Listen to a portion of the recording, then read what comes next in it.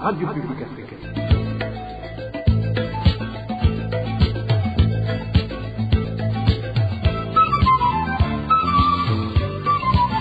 Radio Publique Africaine.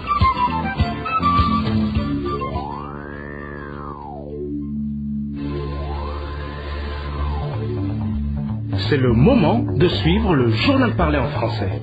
À la présentation, Émile Nivasumbo. Bienvenue dans le journal du 17 août 2021. Voici les principaux titres.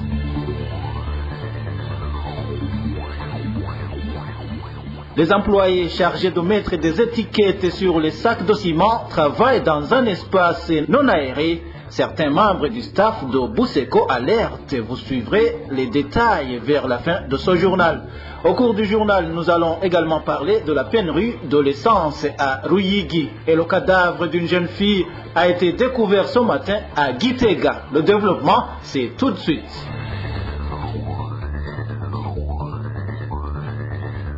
Une fille dont l'âge est compris entre 15 et 20 ans a été retrouvée morte ce matin sur la colline Gihehe, zone Kavanga, commune Giheta. Nous sommes dans la province Gitega. La victime n'a pas été identifiée. Les sources sur place indiquent qu'elle a été étranglée par des personnes non encore connues. Son corps a été conduit à l'hôpital de Gitega.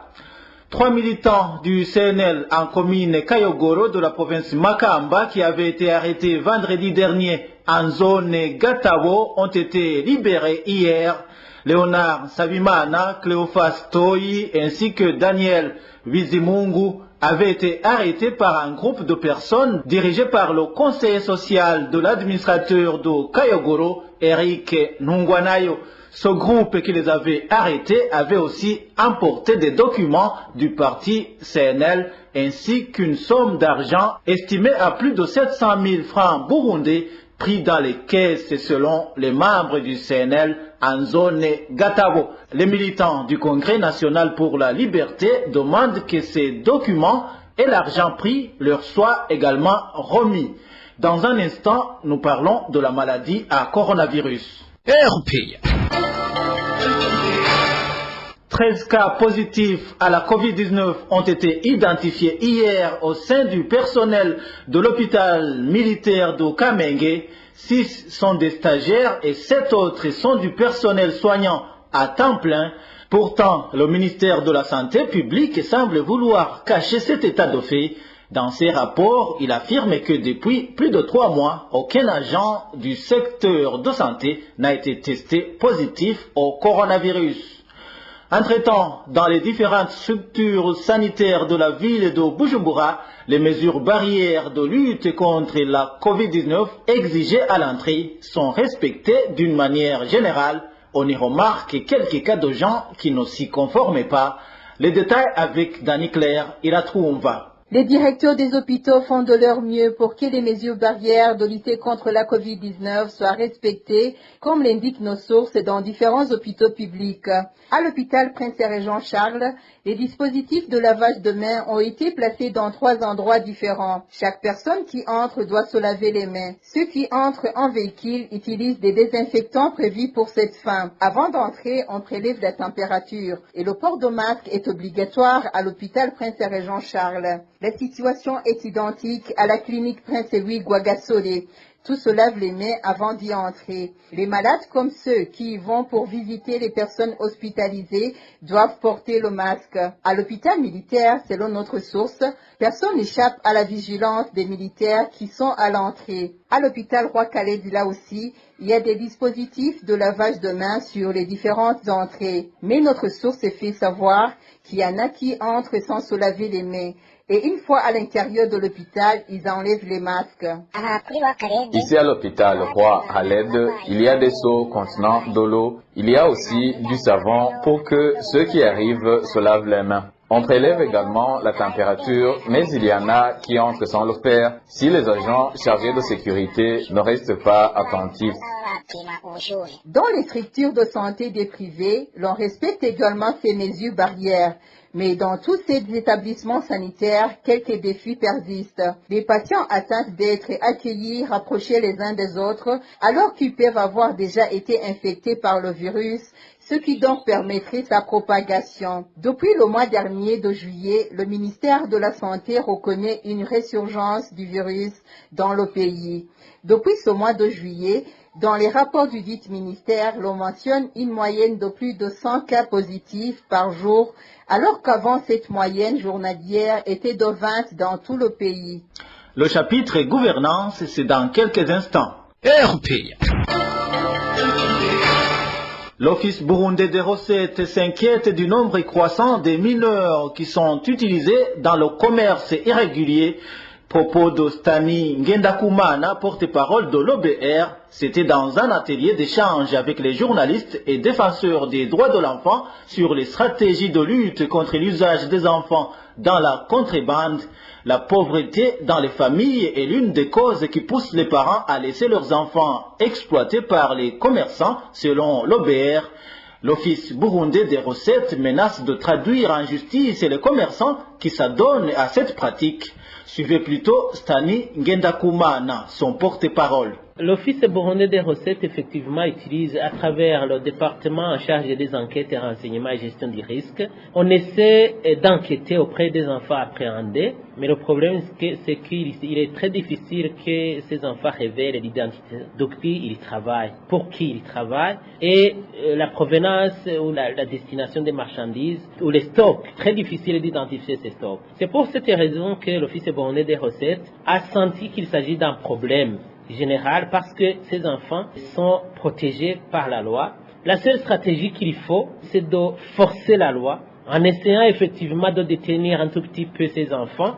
Et nous sommes conscients que cette pratique va interpeller les partenaires qui œuvrent dans le domaine de l'enfance. Et c'est pour cette raison que nous les avons réunis afin d'interpeller leur conscience à pouvoir protéger d'abord ces enfants, aider à ce que ces enfants soient retirés de ces mauvaises pratiques et avant que l'Office burundais des recettes ne passe à cette étape extrême de détenir ces enfants pour une période X ou Y afin de les amener ou de les pousser à dévoiler effectivement l'identité de pour qui ils travaillent et ou la provenance de ces marchandises. On a commencé par la sensibilisation afin de nous éviter à recourir aux moyens les plus contraignants qui puissent déranger la conscience des intervenants dans le domaine de la protection des droits des enfants.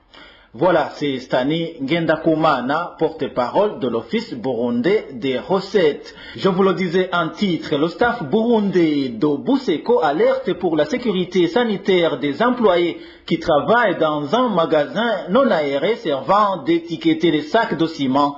Ils craignent qu'ils n'attrapent certaines maladies. Le point avec Aimable Nishimwe. Le staff burundais à Buseko dénonce le traitement inhumain que subissent ses 4 collègues qui travaillent enfermés dans un magasin non aéré pour étiqueter les sacs de ciment. Notre source affirme que les 4 salariés risquent d'attraper les maladies des voies respiratoires suite à l'aspiration des poussières de ciment.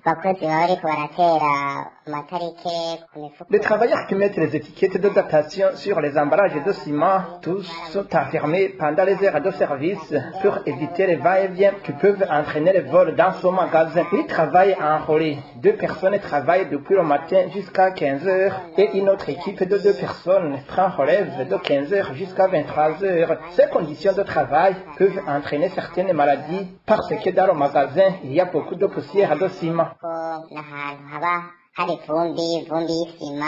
Auparavant, les conditions de travail étaient plus ou moins meilleures. Elles se sont détériorées avec l'arrivée du directeur de l'usine de nationalité indienne. C'est ce dernier qui a donné l'ordre d'enfermer les 4 travailleurs pendant les heures de service il y a environ 6 mois.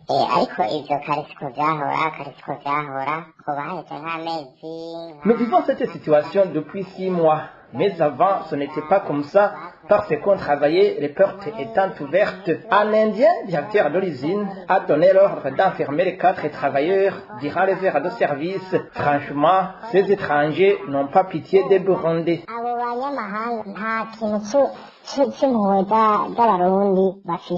À ce propos, la rédaction a essayé de joindre Madame Belinda Sugira, chargée des ressources humaines, mais elle est restée injoignable. Je vous le disais également dans les titres, il y a pénurie du carburant de type essence en province de Ruyigi depuis déjà une semaine.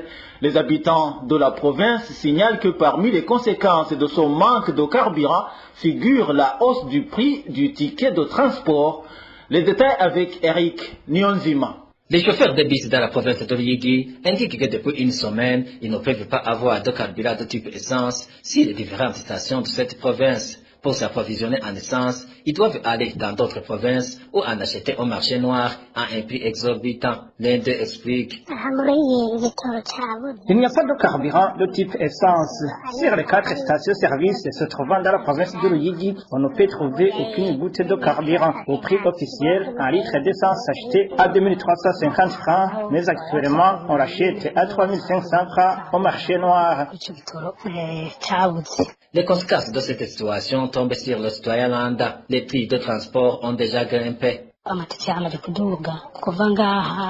Ils ont déjà revu à la hausse les prix du ticket de transport. Depuis ici jusque dans la province de Gitega, on paie entre 7 000 et 8 000 francs burundais, alors qu'avant, on payait 5 000 francs burundais. Pour aller dans la province de Changuzo, on paie 5 000 francs, au moment où avant, on payait 4 000 francs. Tout ça, c'est à cause du manque de carburant.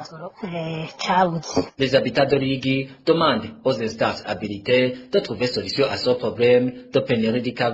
La rédaction de la RPA a contacté Emerienne Tab, gouverneur de la province de Ruyigi, mais elle n'a pas voulu s'exprimer sur nos micros. Les informations que nous détenons des sources du secteur du carburant au Burundi affirment que les stocks sont suffisants. À propos de ces pénuries signalées dans quelques coins du pays, il faut savoir que des fois, la rupture de stock est due au fait que les propriétaires de stations traînent à aller s'approvisionner à Bujumbura, dans certains cas, à cause des dettes desquelles secteur de l'État qui tarde à payer les bons de consommation de carburant de leur personnel affecté dans ces provinces. Nos sources ajoutent aussi que les pénuries sont causées également par des spéculations des vendeurs de carburant pour que le gouvernement hausse le prix du carburant et que leurs bénéfices augmentent aussi.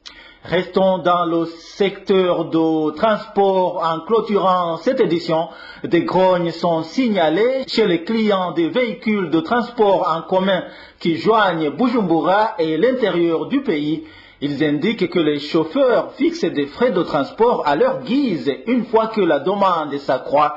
Elvis Nyomungere. Le prix du ticket de transport de Bujumbura Kayanza qui coûtait 5 500 est aujourd'hui fixé à 10 000 francs. Bujumbura Ngozi qui était à 7 000 aujourd'hui coûte 12 000. Bujumbura Gitega, le prix qui était de 6 500 est passé à 10 000 francs. Si les chauffeurs du transport en commun trouvent que les passagers sont nombreux, ils augmentent n'importe comment les frais de transport. Cet habitat de Kirundo indique que le prix du ticket de transport Bujumbura Kirundo est exorbitant. La semaine dernière, j'ai un ami qui a pris un bus et a payé 12 000 francs burundais pour le trajet Bujumbura-Ngozi. Puis il a pris un autre bus pour Ngozi-Kirundo et a payé 10 000 francs. C'est-à-dire qu'il a payé 22 000 francs burundais pour tout le trajet Bujumbura-Kirundo. Tous les jours, si les chauffeurs de transport trouvent que les passagers sont nombreux, ils augmentent les frais de transport. En l'absence d'autres moyens, les passagers préfèrent payer cet argent par manque de bus.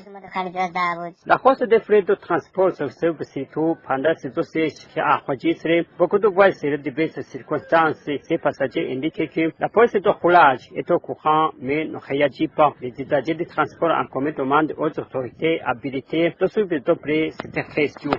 Voilà, c'est par ici que nous mettons un point final au journal du 17 août 2021. Merci de nous avoir suivis. Emile Nivasumba, j'étais à la présentation. Au revoir.